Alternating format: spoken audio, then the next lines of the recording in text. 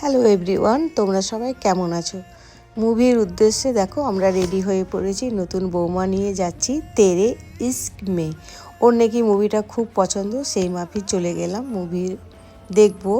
তারপরে ভেতরে ঢুকে দেখো সব টিকিটের মোবাইলে সব চেক হচ্ছে। তারপরে ভেতরে গেলাম। আর ভেতরে যাব, হাই হ্যালো হবে না, ফটো হবে না, সেটা তো হবে না, মুভি দেখব। আর ধানুষের অভিনয় এত যে সুন্দর, আমি কোনো দিনও দেখিনি।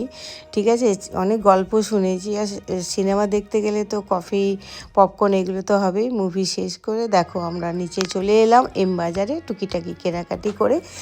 যেহেতু গেছি খেতে তো কিছুই হবে, তো প্রথমে চা খেয়ে নিলাম। আমি নিয়েছিলাম পাওভাজি, মেয়ে নিয়েছিল স্যান্ডউইচ চিকেন। আমি বাইরে গেলে কিন্তু চিকেন মাটন খাই না। আর বৌমা নিয়েছিল বার্গার।